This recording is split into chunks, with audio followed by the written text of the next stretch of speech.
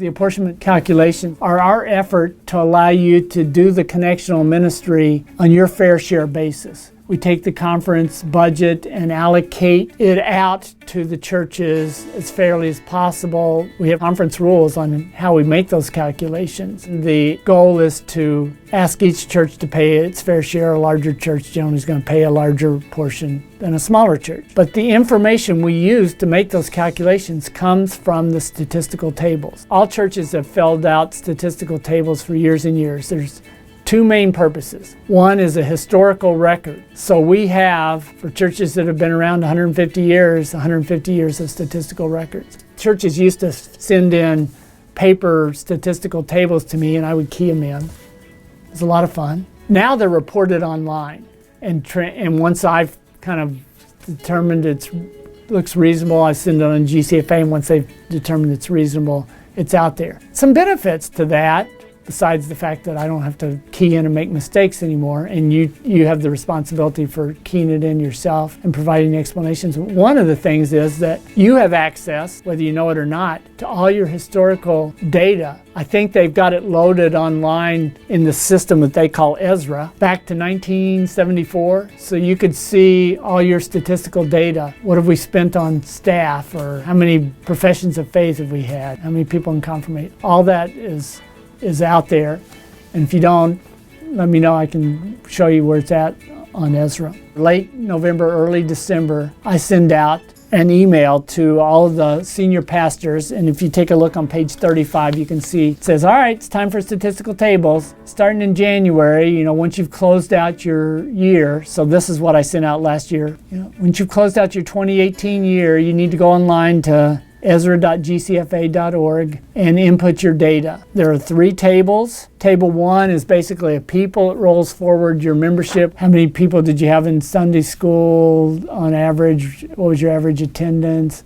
All of that sort of stuff's table 1. Table 2, balance sheet type information. What's your church property worth? Do you have any debt on it? How much did you spend on apportionments, other benevolences, pastor compensation, operating expenses? All of that's on table 2. And then table 3 is your income. What did you get from contributions, pledges, loose plate, non-pledge, any building leases? It's all your sources of income. And all of that we ask you to put in online. The online says if you've had variances that are significant, more than X percent, it'll prompt you to say, provide an explanation. It doesn't evaluate the reasonableness of explanation. It could be as simple as, this is right, quit bugging me, I'm done, to hopefully something a little more substantial, like, we hired a new youth leader, and so that's why our staff's compensation went up, type of deal. Once all the churches are input, then I finalize that, and we'll talk in a second about reporting to GCFA. One of the main purposes is serving as a historical record, but the other main purpose is to serve as the basis of our apportionment calculations. One of the big questions I get is, how do I sign on? And every year, this talks about it, but we have to reset the passwords, and it's a generic, and then you go in your first time, then you're prompted to set up your own one. You may have multiple people working on it, so sometimes they work on it, they forget. You can contact me and I can reset it again. But this is a very procedural explanation. I don't want to encourage missing a deadline, but it's better to be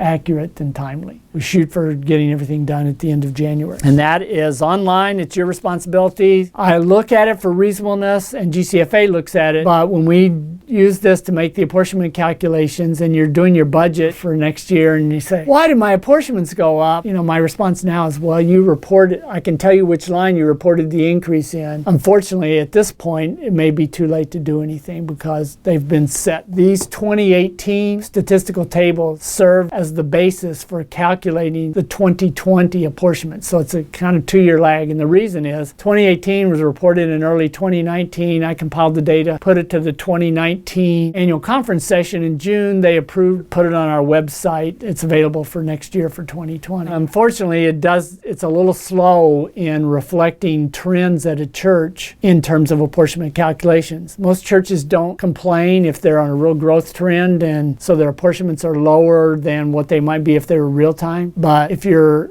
in a little bit of decline, you've cut some staff, it takes 2 years really for that to reflect in decreased apportionments. but just based on the timing, it's the way it has to fall out. The information that I send out to the pastors is on pages 35 to 38, and then the information related to 2020 apportionments is on 39 to 45. So basically we do these calculations, or all the statistical tables, to compile it all. Annual conference approves the budget for the following year, and then I do the calculations and put them out on our website. If you look on pages 39 and 40, it shows what's out there.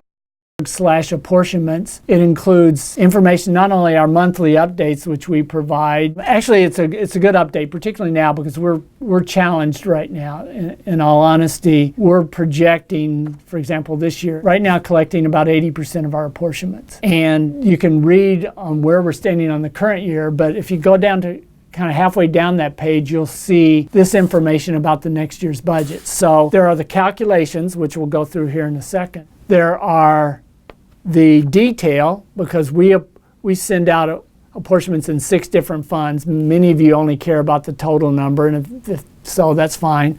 But you may budget for it within each of those 6 categories, and that's the apportionment detail. We also have special days and causes, which aren't apportionments, but they're stuff like Encore Sunday, World Communion, young adults, hunger needs, that sort of stuff. We take the same apportionment formula. We use that to calculate some suggested goals for each church. Some churches send in that each month, just like their regular apportionments. Some churches will hold special offerings for some of those that are near and dear to their heart and send in what they collect, which may be more or less than their suggested goal. Some do nothing. That's in kind of that second section on the apportionment statement, and aren't apportionments themselves. The apportionments are just that top category of 6-1. So that's special days and causes detail that you see, keep in mind, are suggested goals, but it does calculate those if you want to record those in your budget for the next year. It also has a budget brochure in PDF form, which explains in words what we're using that for some of the things we talked about earlier about new church starts and campus ministries and camping and urban ministries and equitable compensation and all the ways we're connectional with each other. And it also provides it in spreadsheet form, just straight dollars that you can see compared to the previous year. And in fact, I think in 5 out of the last 6 or 6 out of the last 7 years, we've had conference budget decreases. You'll see that by line item by line item. One of the documents there is the apportionment calculations. It lists all the churches. This is microscopic print, so there's no way you can see it, but North District and all the churches in there, and it shows how we do those calculations. These are per conference rules, with the idea being to try to allocate as fairly as possible. So we go in and we say, what is the membership of your church relative to the membership of all the churches in our entire conference added together? And we take 20% of the conference budget and we allocate it that way proportionally. And then we say, what are the expenses that you spent on your church relative to the expenses that all the churches added together in the entire conference are? And we allocate 80% of the conference budget proportionate to that. When we do the expenses, it's not every expense that's included. For example, capital expenditures don't go in there. Apportionments and other benevolences don't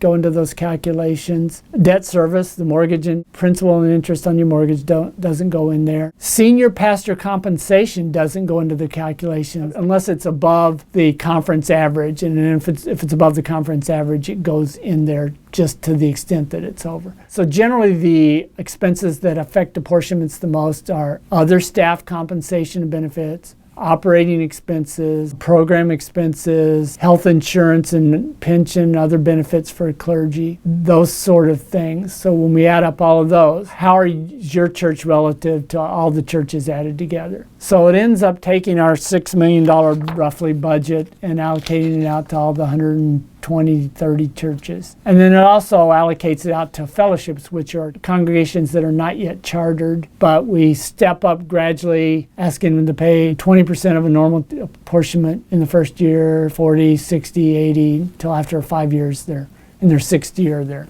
paying 100%, so they're used to budgeting for that. So this will show what did you report on your statistical tables last year and what were your apportionments last year compared to what did you report on it in 2018, which resulted in your 2020 calculations. So when I get the calls, why did my apportionments go up? This is what I look at. And I can see in almost all cases, it's expenses. And then I would go on Ezra online, pull up that report, and I can say, well, you reported staff compensation of $150,000 last year and $200,000 this year. Did you add staff? Was it a mistake? Again, if it's a mistake, it may be too late because we've already allocated it out to all the churches. We don't have the ability to make corrections and slightly increase everybody else to make up for your decrease. If it's truly an egregious mistake, the cabinet and CFA can correct it. We just basically have to eat that because we can't increase anybody else's.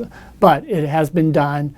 If it's truly a mistake, talk to me and we'll try to figure it out and go to the cabinet. So that's the main things I wanted to talk about in terms of statistical tables and apportionments. You do it online. We base the calculations on what you report, and we're asking you to contribute your fair share. If you're a larger church with increasing generally membership and expenses you're able to spend at your local church level, then you're blessed not only with the great ministry you're doing, but with the opportunity to support to an even greater extent the connectional ministry that we're all trying to do together. So it's a good thing, even though you may not feel like it when you see what the apportionment figure is. But mostly you'll see it fairly static. If your apportionments are up quite a bit or down quite a bit, take a look at there and that can help explain why.